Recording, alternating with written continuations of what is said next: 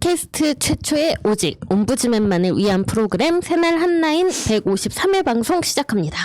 안녕하세요. 저는 볼메 임지이고요. 안녕하세요. 홍수미입니다. 네, 안녕하세요. 정명숙입니다.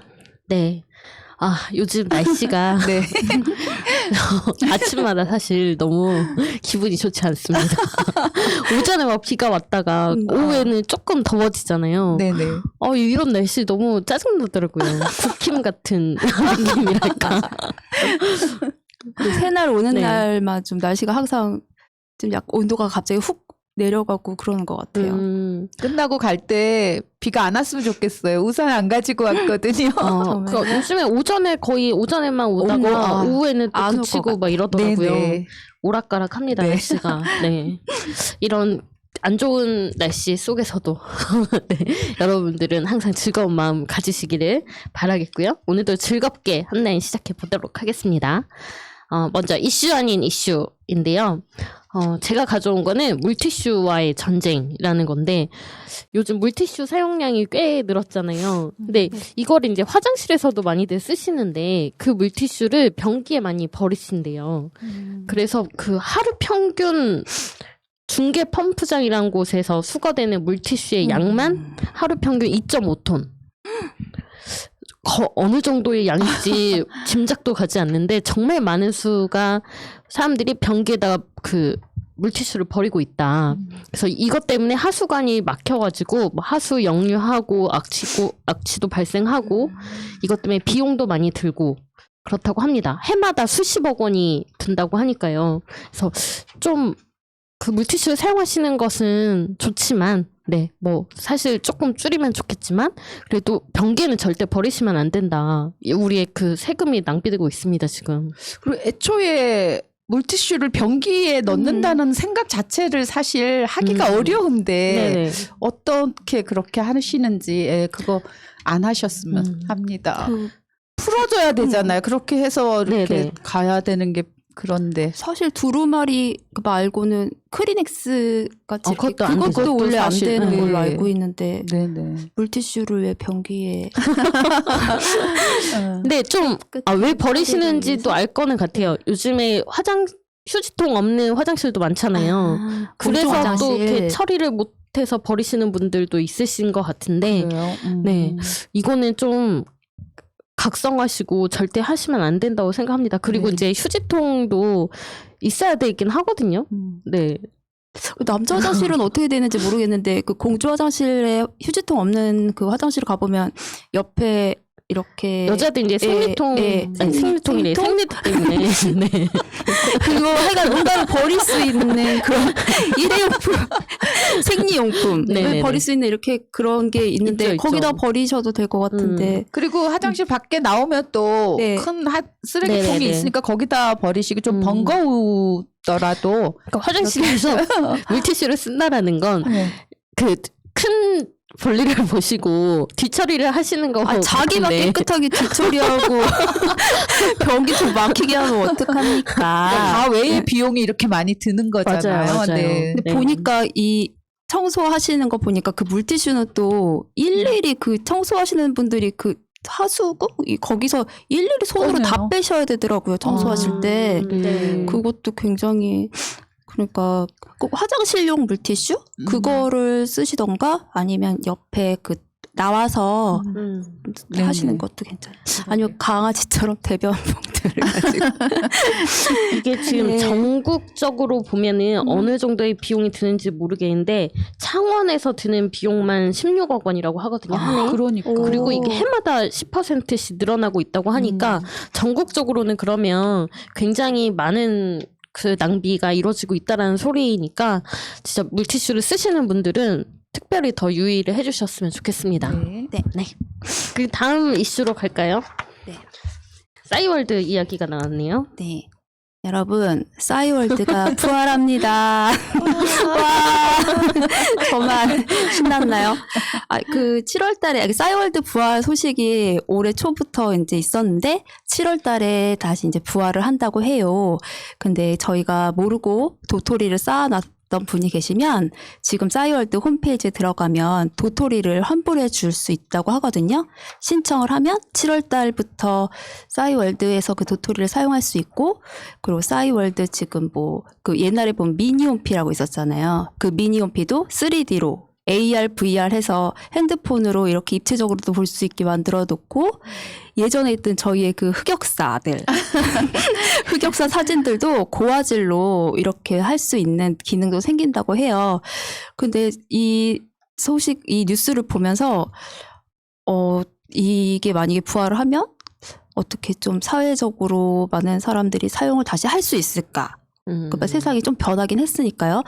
아니면 조금 예전에 그 추억을 찾아서 또 만남이나 교류가 또 이루어질 수 있을까? 뭐 이런 생각도 해보니까 약간 좀 처음에 이제 부활하고 7월이 되면 조금 재밌을 것 같아서 뉴스를 한번 가져와 봤어요. 근데 싸이월드에 대해서 이게 좀 약간 나이 연령대가 지금 한 40, 50대 분들이 많이 사용했던 거라서 또 너무 어리신 분들은 잘 모를 수도 있고 어떠실 것 같으세요? 저는 사용을 안 할 것 같습니다. 흑역사가 많으시군요. 굳이 미니홈피 뭐 만들어가지고 네 교류를 할 만큼 그 정도 다른 것들이 이미 다 대체가 그쵸, 되어 그쵸. 있는데 네 3D 뭐 해봤자 뭐 하겠어요. 아바타 꾸미셔야죠. 아우 귀찮아요 아바타 꾸미기. 네. 명수님은 저는 원래 잘 몰랐던 세계여서 네. 딱 연령대가 있어요. 그 딱 한. 네네. 네. 죄송해요. 저도 그러면 그 일촌 신청하면 받아주겠습니다. 네, 그렇다고 해야 만약에 도토리 남은 거 이거 아깝잖아요. 지금 네. 굉장히 240억 원인가? 그 정도가 쌓여 있다고 하니까 우선 신청은 해놓으시고 나중에 뭐 음악이라도 들으셔도 되니까. 네 저는 그렇게? 싸이월드 도토리 하면은 예전에 역전 달빛 요정 역전 말루 홈런이라는 인디 가수가 있었는데 네. 그분이 그 저작권료를 도토리로 받았다라는 내용이 있었어요. 그 미니 홈피에서 사용되는 저작권을. 그래서 굉장히 화가 났었는데 그 얘기가 생각이 나가지고 사실 그렇게 막 썩 달갑진 않아요. 아, 임지님 홈피 가봐야겠어. 흑역사 많을 것 같아. 너무 거부 반응이 심하신데요. 네. 그리고 다음 이슈. 네. 이거 예전에 그 병뚜껑 챌린지가 한창 유행이었는데요. 몇 년 전에. 네. 이거를 네. 누가 해냈죠? 요거를 꿀벌 2마리가 자꾸 벌꿀이라고 할까봐 긴장이 되는데요. 그 꿀벌 2마리가 그 이미 이제 따졌던 그 병뚜껑이겠죠. 그래도 이렇게 좀 눌러놓은 것을 양쪽에 붙어가지고 이렇게 같은 방향으로 살살 하면서 그 병뚜껑을 이제 따내는 장면이 영상에 있어서 제가 그걸 보고 네. 너무 신기해서 한번 이슈로 가져와 봤는데요. 네. 우리 생각에는 그 동물들이 그리고 그렇게 뭐 작은 것들이 미물들이 뭘 할 수 있겠어라는 생각을 가지고 있었잖아요. 근데 요즘엔 여러 이제 동영상을 통해서도 동물들의 어떤 행동이라든가 감정이라든가 이러한 것들이 다양하게 나오고 있어서 우리가 아니면 제가 가지고 있었던 그 이전에 어떤 편견, 선입견, 동물에 대한 그런 것을 좀 깰 수 있는 그리고 조금 더 넓혀가면은 우리가 너무 인간 중심적인 생각을 해서 동물들은 생각도 못하고 감정도 없고 뭐 그냥 어떤 자극에 반응하는 존재들일 뿐이야라고 생각할까봐 그것에서 좀 벗어나시라고 일단 네, 주제를 네. 가져와 봤는데요.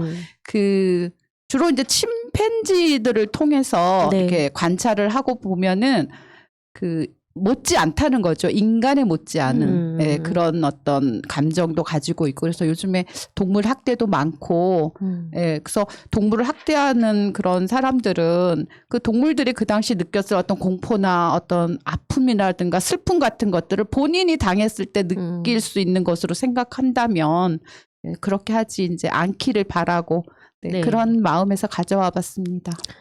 인간이 굉장히 오만하잖아요. 동물들이나 이런 식물들을 대할 네, 때는 네. 그런 태도를 좀 바꿀 수 있는 그런 뉴스 중에 하나가 아니었나라는 네, 네. 생각이 들고 네.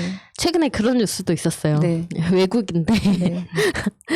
그 주인을 배신한 개가 네. 주인이 숨겨둔 마약을 봤어요. 찾아내가지고 주인이 검거했다. 이제 그 집에 가서 경찰들이 마약을 찾았는데 없어서 터덜터덜 나오는데 네. 그 강아지가 갑자기 뒷마당을 열나게 파더니 마약이 나와서 잡혀가는 그 장면을 보고 그 정의로운 그 배신을 한 게 아니라 주인에게 좀 도와주려고 마약을 하지 말라고. 그렇죠. 좀 공익도 위하고 주인이 마약에 빠지는 걸 내가 더 이상 못 보겠다. 그렇죠. 그런 인류애가 있었던 네네.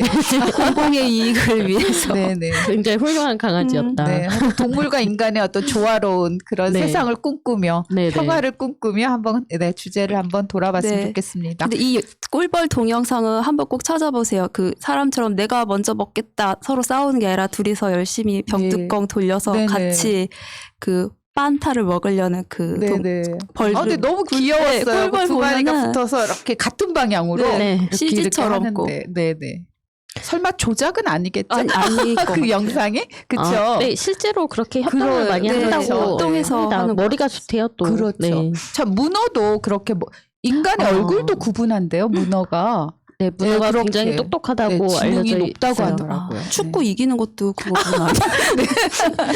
그 넷플릭스에 나의 문어 선생님이라는 다큐가 있거든요. 그래요. 그거 꼭 보시기를 예. 추천드립니다. 진짜 알겠습니다. 문어와 인간의 어떤 이렇게 우정, 유대감 이런 네네. 것들이 나오는데 진짜 눈물 나고 엄청 감동적이에요. 나의 이게 문어 제목이 친구들이요? 조금 안 땡기는데 근데 내용은 정말 네네. 재밌다. 나의 문어 선생님.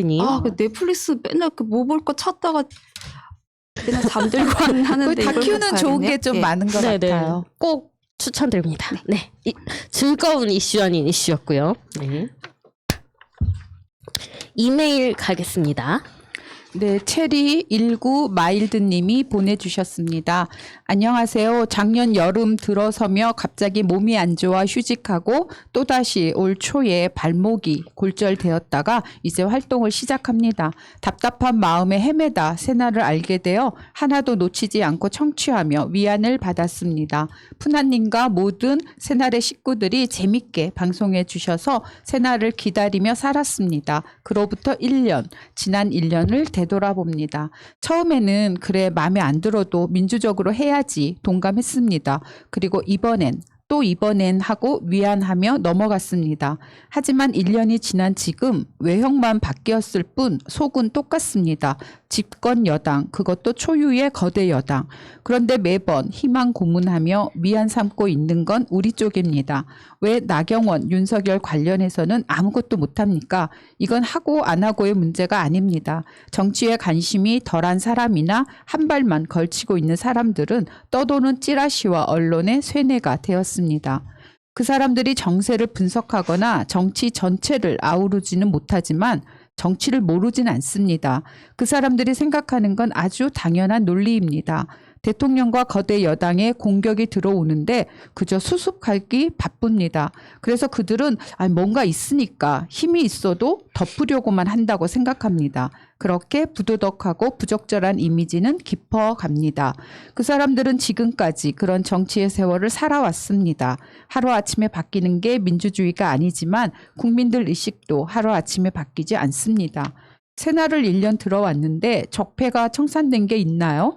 이러저러 해서 이렇게 될 거다. 솔직히 반은 희망 고문으로 끝났습니다. 20대는 분출할 곳 없는 미래에 대한 불안감으로 정치에 별 관심 없이 인터넷에 떠도는 유머와 짤방 등으로 세상을 봅니다. 20대는 70% 이상이 70대 노인들의 가짜뉴스 카톡 도는 것처럼 정보를 받아들입니다. 그것이 쌓이고 쌓이는데 한 번도 반전이 일어난 적 없습니다. 30대도 50% 정도? 대통령과 민주당 지지층은 노무현 시대를 같이 보낸 40대와 50대입니다. 이래서 다음 정권 가능합니까? 아니면 거대 여당 가능하겠습니까? 천천히 바꾸어온 민주주의. 그들은 대권이건 거대 정당이건 집권하면 1년도 안 되어 모두 원위치 시켜버립니다. 솔직히 요즘은 새날 듣기가 무섭습니다. 푸나님 말씀대로 선동 방송이어야 하는데 이렇게 된다 저렇게 된다 현실에서 빛을 찾으려는 것으로 밖에 보이지 않습니다. 듣고 있으면 뭔가 답답합니다. 그러다가는 내 자식들의 앞날이 암울해집니다. 착하고 성실하게 살아라란 말을 못합니다. 최선으로 남에게 피해가 안 되게 요령 있게 살아라 그렇게 말하게 됩니다. 문재인 정부 들어서 국가의 위상이 높아지고 방역부터 문화, 경제까지 K 뭐한 이름으로 좋아졌습니다. 그게 코로나 시대에 당장 어렵지만 낙수 효과의 희망을 가져야 하는데 주위에 아무도 모릅니다. 결국 정부가 잘한 게 아니라 기업이 잘한 게 됩니다. 잠시 새날을 떠나려고 합니다. 듣기가 힘듭니다. 전남 광주 출생으로 기억은 안 나지만 5.18을 현지에서 겪었고 지역 감정은 최대한 배제하고 투표했습니다. 마음속으로는 모두 민주당 찍어야 한다고 외쳤습니다. 전남 태생이라 그런 게 아닙니다. 지금도 조중동 그리고 대한매체로 유튜브 들으면서 가는 방향이 그게 맞기 때문에 응원했습니다. 사람들은 절대 먼 미래를 안 봅니다. 40대 중반이 넘어서야 미래를 보죠. 예전에 무상급식 이야기가 나왔을 때 20대부터 30대 초까지는 거의 대부분 반대했습니다. 노인들은 몰라도 아이들은 미래다라고 해봐야 소용없었습니다. 아마도 그때 무상급식으로 한 달에 1,000원도 안 되는 돈이 뜯겨 나갈 거라고 했습니다. 그 친구들은 왜 자기 돈으로 남의 자식 밥 먹여야 되냐고 흥분하더군요. 이제 시간이 흘러 저는 대학 졸업반과 2학년 아이들을 두었습니다. 예전 그 친구들 만날 때마다 애 키우는데 정부 지원이 적다느니 어떻다느니 투덜대기 바쁩니다. 저도 한마디 합니다. 내 세금으로 네 자식들 먹이는 거 나도 반대다. 그러면 요즘 시대가 변했고 어쩌고 합니다. 정치는 선동이어서 밀어붙이고 싸워야 합니다. 민주주의를 지향하면서 말이죠. 민주당 선비 노릇만 하다가 대통령 임기 끝나가고 있습니다. 뒤에서 조용히 올바르게 천천히 한 발 한 발 가는 것도 중요하지만 아닌 건 아니다. 맞는 건 맞다 하고 싸워줘야 합니다. 천안함 때 저 커뮤니티에서 많이 쫓겨났습니다. 그때는 청문회에서 천안함이 북한 소행이냐 아니면 사고냐 물어보는 게 제일 먼저였습니다. 그때 한 명도 사고로 생각한다는 사람이 없었습니다. 그렇게 직을 수여받고 하는 짓은 뻔했습니다. 과거사 재정립과 책임자 공소시효 만료되었어도 도덕적인 책임을 물을 수 있을까요? 국민의 70%는 북한 어뢰 때문이라고 생각합니다. 진상조사와 관계없이 의문을 품었던 30%만 여전히 사고라 생각하고 이 정권 지나갑니다.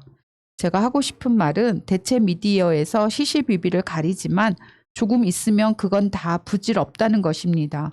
조국님 일가만 해도 그렇습니다. 처음에도 중간에도 후반에도 지금도 지들이 안 들어가 있으니 결국은 승소할 거다. 그렇게 위안하는 게 습관이 되었습니다. 승소해도 이제는 공권력으로 무죄다라고 했을 때 할 말이 있을까요? 민주당 지들이 언제부터 여당했다고. 역시 고기도 먹어본 사람이 잘 먹습니다. 이상적인 말로 한 발 한 발 나가는 것도 중요하지만 이슈는 그때 못 짚으면 나중에 결과는 소용없는 일이 됩니다. 박원순 시장님도 매번 우리는 믿는다, 저쪽 논리가 없다 해도 시간이 흐른 후 모든 의심이 사라지면 그랬어? 하고 지나가게 됩니다. 한번 이슈로 붙어놓으면 나중에 가도 결국 그렇게 된 거구나가 됩니다. 긴 글 두서없이 써보았습니다. 푸나님, 마차님, 야수님 방송이 그래도 시원합니다. 경직되지 않게 재미도 주시고요. 민주당을 위해서가 아니라 내 자식들이 살아갈 나라가 오다가 뒤돌아갈 것 같아 마음이 조급합니다. 요즘 이슈가 되는 손정민군 사건도 의문투성이인데 경찰은 유언비어 가짜뉴스 퍼뜨리면 처벌하겠다고 국민을 위협합니다. 나라에서도 유언비어 가짜뉴스는 책임을 묻겠다고 강하게 나갔어야 합니다. 언론의 자유는 팩트 그대로 자유를 누리면 됩니다. 힘이 되어 드리지 못하고 도리어 힘이 빠지는 걸 죄송합니다. 그렇다고 다른 길을 가는 것은 아닙니다. 여전히 문재인 대통령님 새날 민주당 응원합니다. 힘은 쓰라고 준 것이지 국회의원들 당하지 말라고 준 것이 아닙니다. 노량진에서 오랫동안 서식 중인 행동하지 못하는 양심이 감히 한마디 올립니다. 수고하셨습니다. 네, 많은 생각을 들게 하는 그런 이메일이네요. 요즘 많은 분들이 이분과 같은 그런 고민들을 하고 있지 않을까라는 생각이 들어요. 네, 지금 체리 저희 쪽에 식구님처럼. 있으신 분들이 굉장히 적극적으로 항상 투표도 하시고 또 투표도 같이 동조해서 나가셔서 싫다는 사람 데리고 나가고서 투표하고 또 시간 내서 본인 시간 내서 유튜브 보고 열심히 또 우리가 알아야지만 또 저것들을 청산할 수 있으니 정치도 막 계속 알고 법까지 알잖아요. 이제는 조국 장관님 때문에 법까지 공부하고 이렇게 뭔가 보상을 바라는 것도 없이 사실 보상을 바라지 않고 뭔가 대가가 없이 이렇게 오랜 시간을 본인 시간이나 돈을 써가면서 한다는 거 굉장히 힘든 일이거든요. 근데 이제는 할 수 있을 만큼 다 한 것 같은데도 내가 보상을 받지 않더라도 그래도 적어도 내가 아는 좋은 사람들, 그 약한 사람들이 계속 이렇게 불이익을 받고 그리고 저쪽에 분명히 나쁜 그 세력들은 계속 승승장구 뻔뻔하게 잘 나가고 있는 걸 보면 얼마나 지치고 마음이 허할까. 듣기도 싫다는 그 말씀이 딱 맞는 것 같다는 생각도 들고 또 뻔히 이제 너무 많이 알고 있어서 정치대에서 알고 이 사람들의 마음을 다 아는데 민주당에서 이렇게 하는 행태를 보면 또 이게 새날에서 선동한다고 좋은 쪽으로 희망 회로를 돌리고 하면 그것 또한 그만해라 하고 싶은 마음도 있으실 거예요. 그래도 너무 지치 말고 조금만 이제 대통령 1년 남으셨잖아요. 그리고 이번에 그 미국 갔다 오신 것 때문에 굉장히 또 분위기가 많이 전환이 됐거든요. 그러니까 조금만 더 참고 지켜봐 주셨으면 좋겠습니다. 저도 똑같은 마음이지만 네, 정말 지켜보고 있어요. 지치시면 조금 한동안 또 좀 끊었다가 그렇게 또 마음 정리되시면 또 어차피 이렇게 한번 마음을 들여서 또 관심을 가지면 그 등을 돌리기는 쉽지가 않아요. 왜냐하면 이게 뭐 어떤 이익을 바라보고 참여를 했던 게 아니라 말씀하신 것처럼 우리 미래 세대에게 그래도 조금 행복한 그런 나라를 만들어 주기 위해서 마음을 썼던 거기 때문에 조금 쉬셨다가 다시 또 돌아오시면 좋을 것 같아요. 네. 저는 그 최민희 의원님이 항상 얘기하시는 말 중에 지치지 말기가 지금 쓰는 말이라고 생각이 맞아요. 들어요. 네. 지금 많은 분들이 지쳐 계신데 지금이야말로 지치면 안 될 때입니다. 민주당 그럴 줄 알았어. 민주당이 뭐 맨날 선비준만 하지. 이렇게 말씀하시는 거를 민주당 내에서 조금 말씀하시면 어떨까. 민주당에서 부동산 특위 그렇게 하지 말고 우리의 민의는 그런 게 아닌데 민주당 이렇게 하지 마. 우리가 너네 그러려고 뽑은 게 아니야. 우리 목소리를 들어줘라고 좀 적극적으로 목소리를 내고 이렇게 하면 우리 지지 처리할 수도 있어? 라고 조금 협박도 하고 그런 식으로 해야 되는 때가 아닌가 싶어요. 내가 지금 포기하고 그냥 그래 얼마나 잘하나 보자 이렇게 볼 게 아니라 네 그런 행동이 필요할 때가 아닌가. 그 민주당사 앞에서 3주 동안 저희가 그 투쟁하고 했을 때 송영길 대표님이 나오셔서 좀 약간 시원하지만 약간 그런 말씀도 해주셨거든요. 우리가 지금 사실 그 윤석열 하나 때려잡는 것만 해도 굉장히 이게 뭔가가 해소될 것 같잖아요. 그러니까 그것도 많이 준비하고 있다고 하시고 하니까 조금만 그리고 그 언론 개혁도 그 김남국 의원님 그 발의에 송영길 대표 자신도 같이 동참해서 발의를 같이 하겠다. 그러면 당의 그 결론이 되는 거니까 언론도 때려잡고 윤석열도 때려잡고 조금만 지치지 말고 기다려 주시기 바랍니다. 네. 많이 힘내시자고요. 네. 네. 이메일이었고요. 댓글 가겠습니다. 대추씨님. 세계 최상의 국가 대한민국 문재인 정부이기에 가능한 일입니다. 검판 언론만 개혁된다면 초일류 국가가 될 수 있습니다. 문재인 정권의 동력이 계속 이어지지 못하면 우리나라는 몇십 년 다시 후퇴할 것입니다. 문재인 정부를 지지하던 국민들 중 조금 힘들다고 현 정부를 헐뜯고 시기하는 분들이 있는데 다시 깨어나지 않으면 후회할 날이 올 것입니다. 진정으로 나라를 구할 수 있는 인물이 문재인 대통령의 뒤를 이어 이 나라를 끌고 가야만 후세들이 편하게 살 수 있을 것입니다. 시애틀 유나킴님. 현지 미국 각 채널에서 우리 문프님 뉴스 나올 때마다 감격이었습니다. 자랑스러운 우리 조국, 우리 대통령 멋지십니다. 최의선님, 미국 교포의 편말 보아라. 이분이 나의 대통령이시다. 피켓글을 화면에서 읽고 가슴이 먹먹했다. 우리 대통령 만세. 예, 저스트포님, 노무현 대통령님의 선물이 아닌가 생각도 들었습니다. 계속 쏟아지는 문재인 대통령님의 기사들을 보면서 내내 좋으면서도 살인적인 스케줄을 저렇게 품위 있게 해내시는 모습이 저는 왜 이렇게 짠한지요. 좋아서 계속 눈가가 촉촉하네요.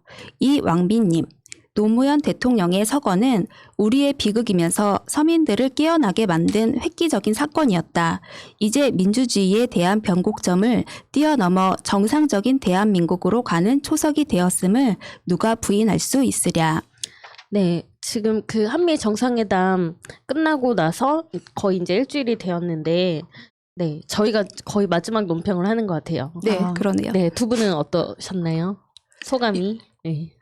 이번에 예, 먼저 말씀하세요. 저는 좀 약간 기승전결이 있는데 처음에 그 대통령님 미국 가신 거는 알고 있었는데 새벽에 이제 그 일정이 새벽에 이제 우리나라 뉴스에 분명히 막 나와야 되는데 뉴스에 나오지도 않고 너무나도 조용하고 그래서 이것이 어떻게 된 것인가 했는데 계속 그 기자회견 이런 거 나오고 했거든요. 근데 하지만 옛날에 그 코로나 저희가 그 K방역 잘했듯이 해외에서 칭찬하는 뉴스 막 나오고 하니까 이제 그때부터 이제 빵빵 터지기 시작하는데 기분이 참 좋았습니다. 그럼에도 계속 왜곡하고 하시는 분들은 계시겠지만 그래도 속일 수 없는 거죠. 세계에서 이렇게 뉴스가 나오고 다들 칭찬하고 그 성과가 보여주고 있잖아요. 그래서 사실 너무 문 대통령님 TV에서 보면은 너무 짠해요. 근데 저희 엄마도 문 대통령을 별로는 아니지만 별로는 아닙니다. 별로는 아니죠. 그냥 대통령입니다 이렇게 생각하는데 그런 저희 엄마도 대통령님 뉴스에 나오면 항상 저 대통령님 얼굴 왜 이렇게 안 좋아졌니 이런 얘기를 하거든요. 그만큼 모든 사람이 진실이 느껴지는 거죠. 그래서 잘하셨다. 사랑해요 문재인 이렇게 해외에서 동포들이 외치는데 저도 같이 외쳤습니다. 네, 그 지지하는 분들이 가지는 마음은 다 같은 것 같아요. 저도 처음에는 나가셨다는데 이렇게 동정이 그다지 소개가 되질 않아서 이 사람들이 또 이러는구나라는 생각을 좀 했었고 그다음에 이제 좀 이슈로 나온 게 여기자분들에게 질문할 기회를 줬는데 아무도 또 손들지 않고 그러니까 그 기자들이 사실 기자들은 질문하는 사람들이기도 하잖아요. 더구나 중요한 자리에서 그렇게 할 수 있는 기회까지 배려해서 준 건데 아무 소리를 안 하고 있다가 와서 그 굉장히 뭐 궁지로 몰기 위해서 그렇게 행동을 했다느니 뭐 오히려 그러니까 굉장히 왜곡되고 뒤틀린 심보를 가지고 있는 그런 사람들이 여전하구나 이 사람들이 네. 그런 생각이 좀 들어서 안타까웠고 이번 주에 들어서 좀 지지율도 많이 또 올라가고 해서 또 마음이 또 놓이기도 하고 아까 우리 수민님 말씀하신 것처럼 대통령님 얼굴이 사실 그거는 정말 제대로 바르게 정치를 하고자 하기 때문에 그런 어떤 고뇌에 차고 힘듦이 몸으로 나타나는 거잖아요. 그러니까 이게 뭐 굳이 비교하자면 지난 10년 동안의 그 대통령들의 얼굴과 비교를 해보면 야, 정말 이게 너무 애를 많이 쓰신다라는 생각이 들고 저렇게 힘든 자리에 그렇게 꾸역꾸역 또 대통령이 되겠다고 또 하는 사람들이 있는데 그 뭐 본인들이 마음 먹는다고 되는 자리가 아니고 또 국민들과 또 하늘의 뜻과 시대 같이 또 어우러져서 또 새로운 분이 또 대통령이 되겠죠. 아무튼 너무 애쓰시고 계셔서 좀 건강하게 잘 지내시기를 바랍니다. 네. 저는 이제 앞으로 미국이 하는 정상회담에 있어서 네. 한국과 계속 비교가 될 것이다라는 생각이 들더라고요. 네. 다른 네. 나라들도 이제 정상들 만날 거잖아요. 네. 지금 마스크를 벗었다고 해서 다른 나라 정상이 와도 마스크를 벗을 것이냐 쉽지 않거든요. 그런 것도 있고 그다음에 서로가 합의한 내용, 존중한 내용, 의전 내용 이런 모든 것들이 다 정말 완벽했다. 네. 그래서 다른 나라는 계속 비교 대상에 한국을 둘 것이다라는 생각이 들었고 그리고 그렇습니다. 그 한국이라는 나라가 그만큼 미국한테 중요한 나라가 됐다라는 것도 엿보였지만 거기에 맞춰서 준비를 했는데 막상 문재인 대통령님을 만나고 나니까 더 좋은 거죠.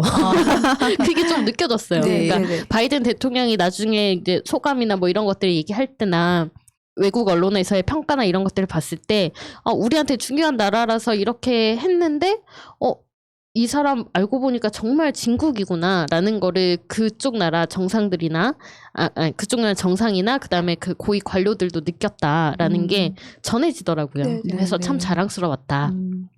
네. 그래서 그 바이든 대통령이 그 약간 일본 쪽에 호감을 많이 가지고 있는 분이라고 얘기를 들었었거든요. 네.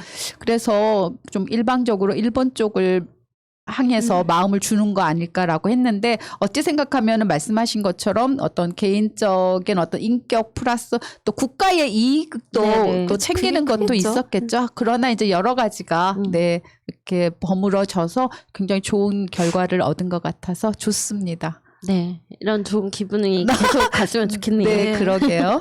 네. 다음 댓글 가겠습니다. 네, 세스크 파브레가스님. 민주당이 살아남는 유일한 길은 거침없는 개혁으로 국민에게 유능한 개혁 세력이라는 걸 인식시켜 주는 것뿐.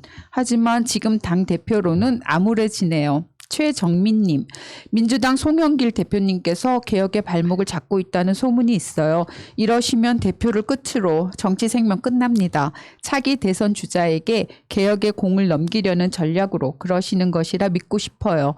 민주당 지지자들은 대부분 개혁에 목말라 있어요. 개혁을 방해하는 자는 다음 선거 때부터 낙선운동의 대상자가 되어 정치인으로서는 사망하게 될 겁니다. 개혁적인 분들만이 향후에 큰 정치인으로 남게 될 것입니다. 자력으로 대통령의 꿈을 꿀 수 없는 자들이 민주당을 망하게 만들고 국힘당 내각제론들과 협치라는 핑계를 대고 연합하여 권력은 적폐 세력인 국힘당에 넘겨주고 찌꺼기 권력이라도 나누어 먹으려는 얄팍하고 음흉한 계획을 가지고 실행하려 한다면 국가와 후손들에게 큰 잘못을 저지르는 것임을 명심하세요. 송영길 대표님, 개혁의 선봉장이 되어주세요. 박다원님, 고영인이 우리 집 앞에서 민심 듣겠다 했을 때 가고 싶었지만 시간이 맞지 않았어요. 평일 4시부터 7시까지 했는데 누가 참여할 수 있겠어요. 직원들이 성가실 수 있겠지만 진정 민심을 들으려면 주말에도 간담회 해야 되는 거 아닙니까? 카오카님, 저들이 비열하고 악랄한 방식으로 그리고 영악한 방법을 쓰기로 한 것 같은데 어쨌든 간에 저들은 이미 다 큰 전략을 짜놨고 그걸 실행하고 있는 게 눈에 보이는데 민주당은 큰 전략은 없어 보이고 세부적인 몇몇 부분에만 신경 쓰고 있는 듯 보임. 큰 그림 그리는 사람이 없어 보임. 이해찬 대표 임기 끝난 이후의 지도부는 방향을 못 잡고 신념도 비전도 목표도 흐지부지 흐리멍텅 애매한 스탠스. 거기에 또 송영길 김진표 걱정된다 진짜 라고 네 송영길 대표와 민주당의 지도부에 대한 또 이런 걱정 어린 댓글들이 있었습니다. 근데 네. 보면 끊임없이 그 걱정의 대상이 되는 분들이 있는 것 같아요. 근데 그분들이 맞아요. 워낙에 그 당에서 중진들이고 그냥 몇 선식을 하셨더라고요. 네네. 그만큼이면은 정치의 어떤 그런 물을 너무 많이 먹었을까요?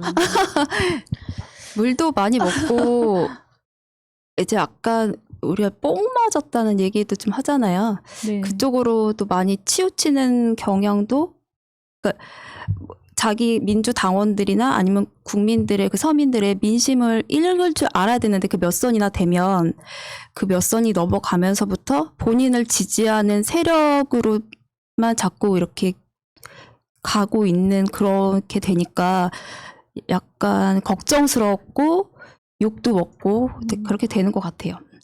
아무래도 저희가 투표를 할 때도 처음 보는 사람은 누군지 잘 모르니까 그냥 당을 보고 찍게 되고, 그 다음에는 뭐 인물을 보는데 초선인 사람은 우리가 얼굴을 모르고, 근데 재선은 한 번 해봤으니까 이제 인지도가 조금 있고, 3선 되면은 2번이나 했으니까 더 인지도가 높고, 약간 이런 투표를 따르게 되잖아요. 그러니까 계속 다선을 할수록 민심과 좀 멀어질 수도 있다라는 우려가 있는데, 송영길 대표님이 아직 이렇게 뭔가 명확한 것들을 보여주시진 않았지만 일단 부동산 특위에 김진표 의원을 앉힌 거, 이거부터가 굉장히 좀 큰 잡음이지 않았나라는 생각이 들고, 또 지금 부동산 특위에서 나왔던 내용이 종부세를 완화하자 이런 내용이 있다 보니까 굉장히 민주당 지지자들로서는 이건 잘못됐다라는 생각이 드는 게 아닐까 싶어요.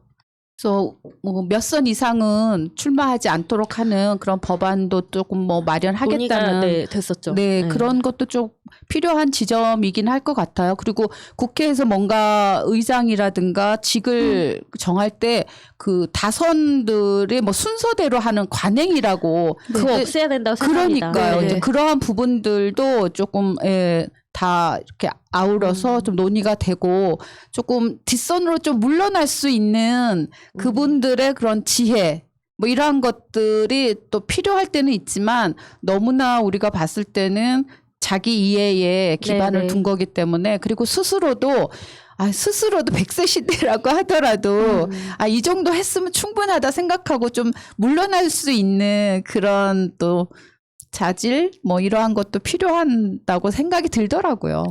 고인 무릴수록 또 고인 팬층이 또 쌓이니까 쉽게 포기할 수 없겠죠.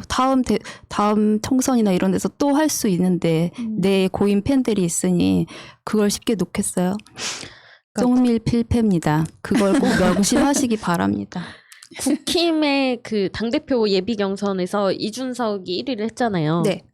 이런 것만 보더라도 진짜 그쪽이나 이쪽이나 모든 사람들이 변화를 바란다. 이거는 분명한 것 같아요. 그렇죠. 네, 그 인물의 뭐 호불호를 떠나서, 그러니까 정말 그 국회에서 다선 의원들 중심으로 돌아가는 그런 관행들도 다 없어져야 되는 거고, 민주당 내에서도 그런 흐름이 있지 않겠습니까? 네, 뭐 저희는 안에 안 들어가봐서 모르지만 뭐 그런 것들도 조금 진짜 개혁이 해야 될 때다. 내부 개혁부터 해야 될 때다. 그러니까 가끔 그런 생각이 들어요. 과연 그 안에서는 어떤 일이 벌어지고 있을까? 막 그런 궁금증이 진짜 많이 맞아요. 들어요. 네. 네, 계속하겠습니다. 남덕현님, 민주당도 이미 기득권 세력이다. 지금까지 한 부동산 정책, 그런 식으로 하면 절대 부동산 투기를 막을 수 없다. 이래서 안 되고 저래서 안 되고 기득권 세력 눈치를 한없이 보면서 땜빵식으로 정책을 수립하니 강남 아줌매들이 맘대로 설치는 것이다. 아예 부동산 투기 자체를 할 수 없을 정도의 강력한 세법을 도입하지 않는 한 절대 강남 아줌매들 못 이긴다. 사회주의니 공산주의니 이런 말 듣기 싫어서 멍청한 짓을 해서야 되겠나? 이런 비판에 대한 이론적 반박을 할 수 없을 정도의 이념을 가졌다면 진보 정치 때려치워라. 진보 진영이 언제 남의 재산을 강제로 빼앗거나 뺏자고 한 적이 있냐? 공정하지 않는 분배를 공정하게 하자는 것을 남의 재산을 빼앗는 것으로 오도되고 있는 지금의 인식은 진보 진영의 어정쩡한 태도도 한 몫을 하고 있다. 황금도끼님, 대선에서 이기는 방법, 국민들을 뒤흔들지 않으면 됩니다. 부동산, 조세정책, 재난 피해 지원금이 키워드. 작은 생각님, 기재부 관료들 월급 환수받고 싶다 진짜. 진짜요, 진짜. 그때 뭐 며칠 전에 그 기재부 직원들 나와서 국감은 아니고 뭐 위원회라고 하나요? 기재부 위원회? 뭐 그거 하는데 답답한 소리 하는데 진짜 막 다 때려치고 월급 환수 받고 싶더라고요. 니네들 한번 나가서 자영업 해봐라 그 얘기 하고 싶더라고요, 진짜. 네, 지금 피해 보상 관련해서도 기재부에서 반대하고 있고, 근데 이거는 민주당이 더 강력하게 목소리를 내고 빨리 처리를 해야 되는 문제라고 보고요. 근데 민주당에서 왜 전국민 재난지원금 빨리 의제로 안 띄우는지 모르겠습니다. 지금 빨리 띄워서 예산도 받고 해도 어차피 뭐 한두 달이 걸리는데 네 이거 많은 분들이 바라고 있는 거잖아요. 그러니까 실제적으로 지금 상황이 굉장히 힘든 분들도 많으실 텐데 이제 의원들은 또 그렇지 않은 또 네네. 위치에 있다 보니 그것도 현실을 잘 모르나 봐요. 그렇죠. 그리고 대선 저희 그 민주당에서 이제 대선 후보 나오면 그분의 뜻을 좀 약간 따라서 하려고 기다릴 수도 있을 것 같아요. 근데 이거는 저는 좀 시급하게 해결해야 되는 문제라고 생각이 들고 그다음에 지금 백신 접종률도 굉장히 높아지고 있잖아요. 네네. 그러면 이제 뭐 7월부터는 가족 모임 때 백신 맞은 사람은 그 인원 제한에서 인원수를 제외한다고도 하고 그다음에 야외에서는 마스크를 벗을 수 있게도 한다고 하는데 그러면 조금 그런 소상공인들도 영업을 하시는데 조금 더 숨통이 트이지 않을까 싶은데 이때 또 도움이 되는 게 재난지원금이잖아요. 그렇죠. 그러니까 빨리 이 목소리를 내셨으면 좋겠습니다. 네. 근데 수민님 말씀하신 것처럼 이런 어떤 정치 일정에 따라서 전략적으로 하는 것도 필요할 때는 있지만 위급 상황에서는 그런 것을 계산한다는 것은 말이 안 된다고 생각해요. 맞아요. 지금 그런 실기해서 놓친 것들이 네네. 드러나고 있잖아요. 네. 계속할게요. 네, 정진영님. 이낙연 씨나 정세균 씨는 올라갈 만큼 올라갔고 누릴 만큼 누렸다. 별로 한 것도 없는데 그만하면 가문의 영광이다. 더 이상 바라는 것은 노욕이다.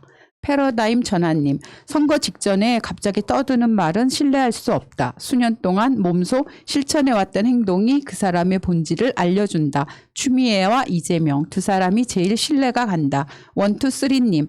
박용진은 민주당에서 대선 출마한다면서 처음 한 말이 민주당 비판이면 지지가 모일 수가 없지. 적어도 대선 출마 발언 후 첫 단어는 자신만의 아젠다를 던졌어야 함.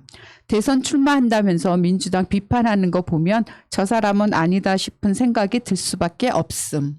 네. 민주당 대선 후보들에 대한 이야기였고요. 네. 넘어갈게요. 네. 이빌리응님. 우리가 안다는 것보다 사안별로 일목요연하게 정리하는 게 중요합니다. 예를 들어 123 동양대 공유기 문제도 저는 알지만 설명하기가 애매합니다. 마비노기 문제도 그렇고 그것이 지금 사회에서 회자되는 부정적 의견에 활용된다는 겁니다. 이런 부분이 좀 더 쉽고 한눈에 확연히 설명되도록 하는 게 중요할 것 같습니다. 재판부는 그렇게 설명되기를 바란다는 인상을 받고 있습니다. 동양대에 있었던 LG 공유기 이런 식으로요. 누군가 알고 이해한다는 것과 그렇게 표현된다는 건 재판부의 입장에선 중요할 겁니다. 식사 때 입만 벌리고 있는 어린애처럼 유감스럽게도 그게 현실인 것 같네요. 이병훈 상향꾼님. 표창장 복사는 생색내려고 한 것이고 증거 조작은 한 가족을 죽이려고 한 것이고 증거 조작한 놈은 징역 40년 구형해야겠네. 세금 줘가며 욕이나 얻어먹고 가짜 기사나 쓰는데도 세금 주고 국민은 그 가짜 보도나 보고 있고 그리고 믿고 그리고 정부 욕이나 하고. 네, 이 빌리 응님 말처럼 정경심 교수님 사건이 굉장히 막 여러 가지 형태로 보도가 되고 있는데 문제는 그런 적이 없다잖아요. 근데 네. 이거에 대해서 뭐 사안별로 일일이 그건 이렇고 그건 이렇고 하면은 나는 이해해도 진짜 설명하기는 어렵습니다. 근데 표창장을 뭐 위조한 적이 없다. 그리고 정경심 교수님 댁에는 애초에 컬러 복사기가 없었다. 컬러 복합기가 없었다. 라는 것도 있고. 근데 이게 타임라인별로 너무 좀 약간 그들의 프레임에 씌워서 이 타임라인과 이 사람 죄송해요. 정경심 교수님과 이 자녀분들을 워낙 그 악의 프레임으로 우선 씌워놓고 또 타임라인을 막 복잡하게 얽혀놓으니까 설명을 해도 상대방은 이해를 절대 못하는 거고 또 이게 또 이 컴퓨터나 IT 문제로 넘어가서 또 설명을 하면 됐다 이렇게 나오는 거니까 됐다 그 사람들 나쁜 사람들이다 이렇게 딱 나와버리는 거니까 이게 뭔가 좀 설명을 할 때 쉽고 다 꽂히게 할 수 있는 그런 방법이 없을까. 고일석 기자님께 좀 부탁하고 싶네요. 좀 너무 어려워요, 네. 사실. 네.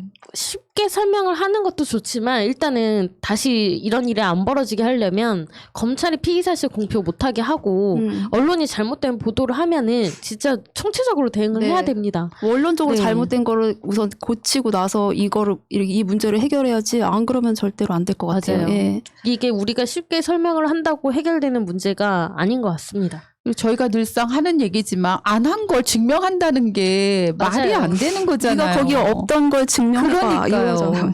네. 아유. 세상에 그런 법은 없습니다. 네. 네, 계속 아이고. 할게요. Truth will set you free 패스님. 조국 가족은 정말 목숨 걸고 싸우고 계시는 겁니다. 그게 왜 그러냐면 내년 대선에서 지면 우리나라 시민들 모두가 일본 후쿠시마 방사능 오염수에 픽폭된 수산물을 먹어야 되는 상황이 오게 된다는 것을 잘 알고 있기 때문이죠.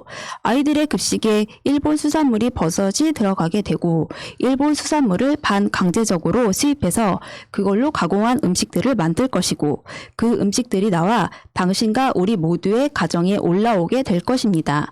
피폭된 음식을 먹은 자들이 늘어나면서 원인이 불분명한 질병이 여기저기 발발하고 아기들도 이상하리만큼 기형아 출산도 늘게 될 것입니다. 이게 내년 대선에서 지면 앞으로 벌어질 대한민국의 미래입니다. 모두들 정신 똑바로 차리십시오.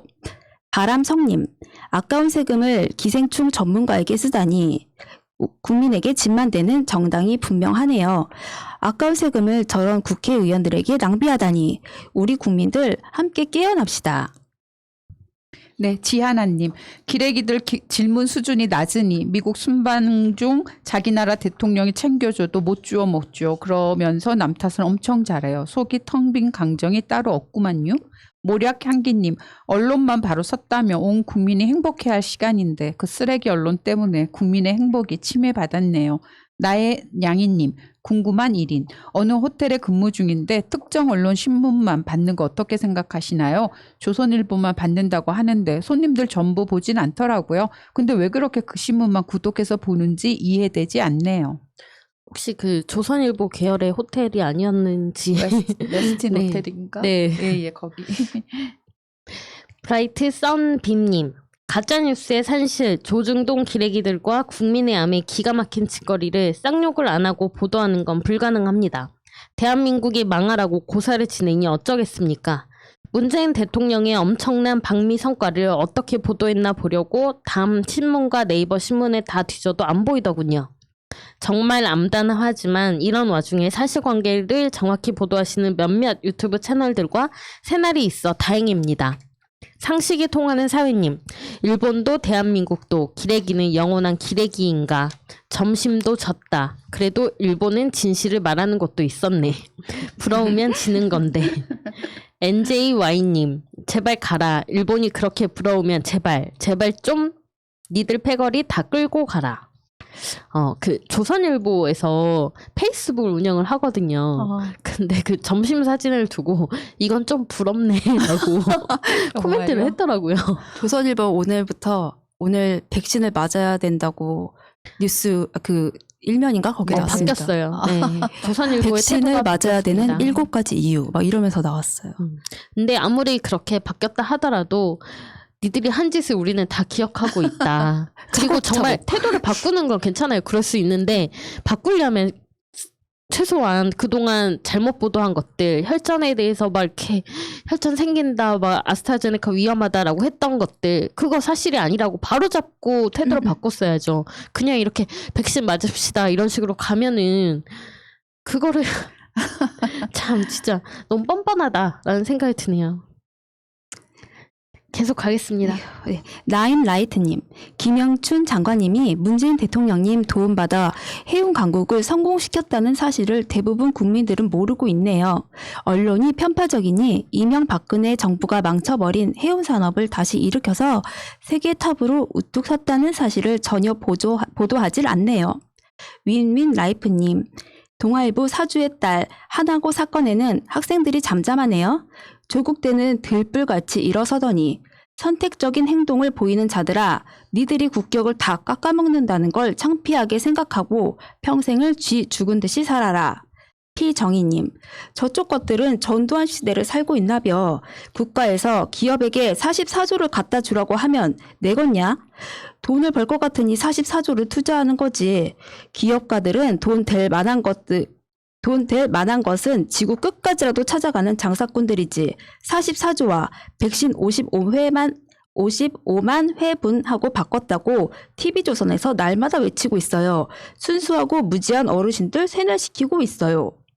네, 타입1님, 윤석열 기사 보면 형광등 100개 시즌2인 듯 아주 길바닥에 똥을 싸질러도 잘한다고 핥아줄 것임. 왜 저것들은 저렇게 조작하고 공작하고 거짓인 게 걸려도 아무런 타격도 피해도 없을까? 이래서 언론이 무서운가? 참 답답하네. 항상 당하기만 하는 것 같다. 언론이 이래서 대선도 언론에 농락당하고 끝날지도. 리차드 린님, 평생 해본 것이 검사직밖에 없는 인사에게 무엇을 기대할 수 있을까? 불공정, 음모, 권력 남용, 압수수색, 주가 조작, 부동산 투기한 제 식구 감싸기? 김정수님, 대선도 구수하면 가능할 수도. 코스모스님, 장모가 사기꾼인데 사위가 대통령 후보감이라고? 나라가 개망신이다. 민선희님, 박지동 하백, 건흰, 꼬리곰탕 접대 안 한 건희? 만평이 나왔었나 봐요. 네네. 레드랑님, 경북 포항에 사시는 어머니에게 백신 예약을 하셨는지 안부 전화를 하니 예약은 했는데 겁이 난다고 합니다. 왜 그래요? 물으니 80세 이상은 비싸고 좋은 백신 접종했는데 80세 이하는 4,000원짜리 하급 백신 접종해서 아프고 안 좋다는 주변 소문 때문에 접종을 안 하는 사람이 많아서 겁이 난다고 하시더군요. 4,000원짜리 백신 없고 괜찮으니 겁내지 마시고 접종하셔도 된다고 했는데 기자만 가짜뉴스 싸대는 게 아니라 지역에서 가짜 소문 퍼뜨리는 조직들이 있습니다. 힘내자님, 백신을 맞으면 재난지원금 지역화폐로 10만 원 주는 방안 어떨까요?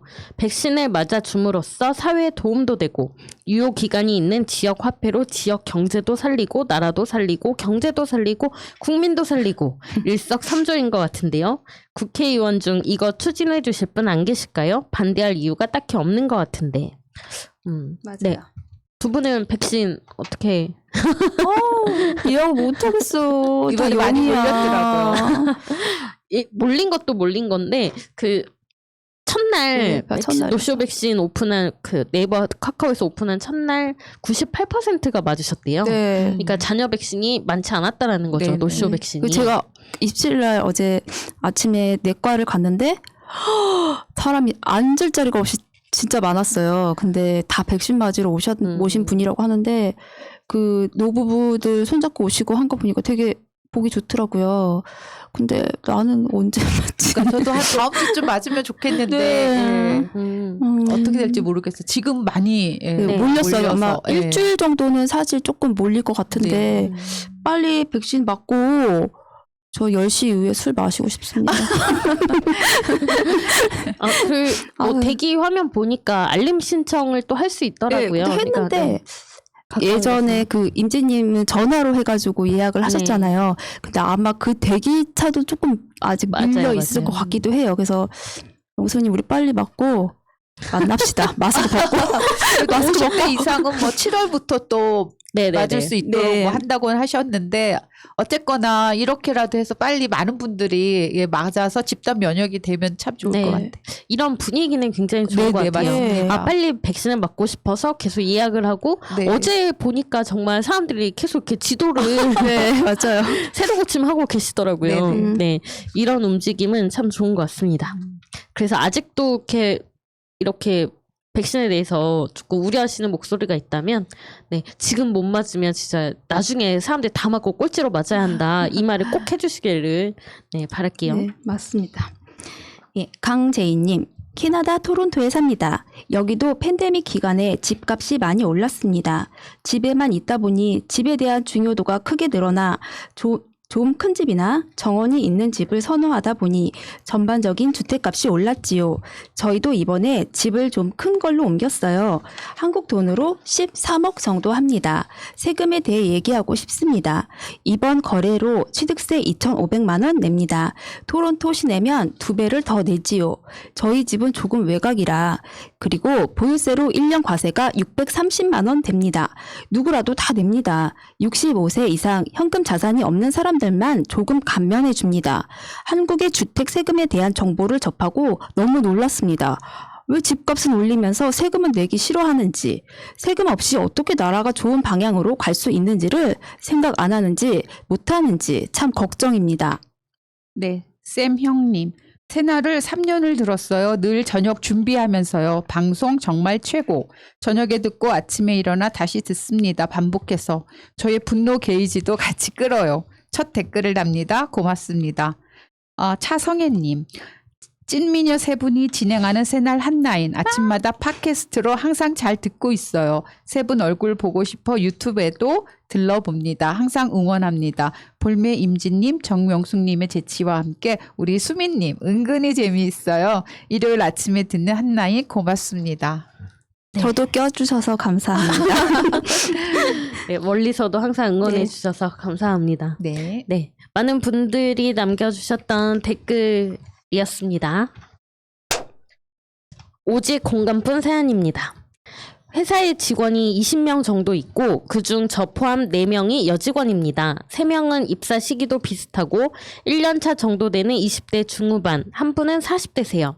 팀에 관계없이 여직원들끼리 밥을 같이 먹었으나 출근 시간도 빠르고 통근 시간도 길어 밥을 배부르게 먹은 후 오후 시간이 정말 너무 졸리더라고요. 또 체중 관리도 한참 하던 때이기도 했습니다. 그래서 밥을 먹어도 3분의 1 정도만 먹고 남겼습니다. 그런데 40대 여직원분이 그럴 때마다 다 먹은 거야? 대체 남기는 이유가 뭐야? 왜 그렇게 조금 먹어? 라는 식의 말을 밥 시간마다 하는 거예요. 그분이 그러시니 다른 분들도 한마디씩 거들고요. 예민한 걸로 보이실 수도 있지만 한두 번이면 말 것이지 그게 계속되니 저도 짜증나서 속으로 사주는 것도 아니면서 이런 식으로 생각하게 되었고 자리가 불편해서 차라리 점심을 안 먹었어요. 그런데 제가 빠진 그 이후로 셋이서 단톡방도 만들고 점심시간에 티타임도 가지고 남직원들 담배타임 가질 때 나가서 수다 떨고 오고 그러시더라고요. 업무적인 불편함은 없으나 셋이서 조용히 그렇게 나갈 때마다 뭔가 서럽고 그런 부분이 있었습니다. 이렇게 거의 6개월이 지났고 뭐 저 그룹에 끼고 싶다거나 하진 않지만 마음이 종종 불편한 게 사실이네요. 저와 비슷한 분들 마인드 컨트롤을 어떻게 하고 계신지 조언 부탁드립니다. 마음이 좀 불편하시긴 하시겠네요. 짜증나겠죠? 밥 먹는 네. 시간에 이렇게 소외되는 것만큼 서러운 게 없거든요. 근데 이 셋이서 나가시는 딸려 나가시는 그 40대 분한테 딸려 나가시는 이 두 분도 되게 짜증날 것 같아요. 점심시간 좀 자유롭게 쓰고 싶은데 그 점심시간에도 이분들은 일정이 있는 거잖아요. 티타임 가지고 카톡 그 단톡방 하는 것도 뭐 할 얘기가 많겠습니까? 회사 직원들끼리. 할 말은 이제 다른 사람 씹기. 네. 그 이 아줌마가 또 이럴 거냐. 죄송해요. 저랑 나이 비슷한데 야, 너 왜 단톡 씹어? 막 또 그렇게 막 할 것 같아, 이 사람. 근데 이제 쭉 이제 상황을 딱 보면 어쨌거나 이제 그 세 사람이 생각하기에 첫 시작은 이 글 쓴 분이 사실은 네. 이제 일단 거리를 둔 셈이나 마찬가지긴 하죠. 식사를 점심을 안 먹었다고 하니까. 네. 이제 그게 이제 시간이 이제 6개월 정도 지난 거예요. 그러다 보니까 이제 절로 상황이 이렇게 만들어졌고. 네. 근데 저는 글 쓰신 분께서 그냥 뭐 업무적인 불편함은 없다고 하셨어요. 그리고 이제 6개월 지나서 굳이 뭐 저 그룹에 끼고 싶은 마음은 없으니까 그냥 뭐 가끔 올라오는 그런 그쵸. 서운함이나 약간 불편함은 그냥 본인이 그냥 감안하시고 그냥 지내셔도 무방하지 않을까. 왜냐하면 제 생각에 나머지 세 분 중에 누구 한 분이라도 네. 이제 6개월 그 기간에 그래도 같이 나가요 내지는 이런 식으로 또 좀 이렇게 끌어당기는 어떤 게 있었으면 좋았을 텐데 그게 없는 상황이라서 조금 안타깝긴 해요. 네네. 근데 이제 이미 또 그렇게 연결되기에는 이 세 분이 지금 너무 좀 긴밀하고 친밀한 관계가 됐으니까 네. 그냥 그 상황 그대로 저 같은 경우는 만약에 그렇다면은 그냥 그 상황을 그대로 받아들일 것 같아요. 그래서 네. 그냥 굳이 뭐 거기에 끼고 싶거나 네. 뭐 이렇게 너무 애쓰지 않으셔도 좋겠다. 그냥 그 말씀 드리고 싶네요. 네. 너무 편할 것 같은데.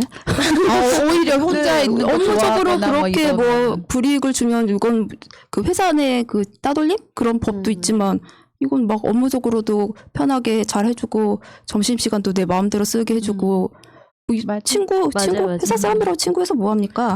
이런 사람들인데 이런 사람들을 제가 회사 그 동료 관계에 대해서 약간 네. 그 들은 얘기가 있는데 네. 기쁨을 나누면 질투가 되고 네. 슬픔이 나누면 약점이 되더라. 이렇게 그 직장 관계에 대해서 그렇게 얘기를 하더라고요. 너무 신경 쓰지 마셨으면 좋겠어요. 네. 네. 뭐 직장 생활이라는 게 어떻게 보면 강제적인 인간관계이기도 하잖아요. 그렇죠. 내가 원치 않았던 관계가 이루어지는 거잖아요. 맞아요. 회사에서 고용을 하는 거다 보니까. 그러니까 굳이 잘 지내지 않아도 된다. 발상을 바꾸시면 굉장히 또 편해지십니다. 수민님 말씀처럼 너무 편할 것 같아요. 와 점심시간 나 혼자 마음대로 할 수 있어. 그렇죠. 내가 진짜 막 먹고 싶은 거 마음대로 먹을 수도 있고 도시락을 싸서 먹을 수도 있고 네.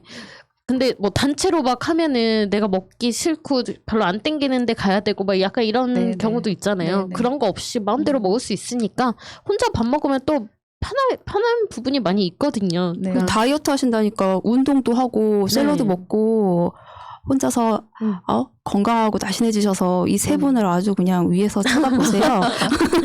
그 생각을 조금 바꿔보시면 또 다른 점심시간을 누릴 수 있으실 것 같다로 네네. 정리하겠습니다. 네. 네, 새날 한라인 여기까지였고요. 앞으로도 또 많은 댓글과 이메일 부탁드리겠습니다. 감사합니다. 감사합니다. 수고하셨습니다. 수고하셨습니다. 바이러스에게는 마스크가 없다. 어서 가자 바이러스보다 먼저. 그러니 내일보다 먼저 가자. 우리들의 희망을 형제이게 하자. 설령 그것이 내일이라 해도 현재로 저들을 물리치자. 바이러스에게는 마스크가 없다. 어서 가자 바이러스보다 먼저. 바이러스에게는 마스크가 없다. 어서 가자 바이러스보다 먼저.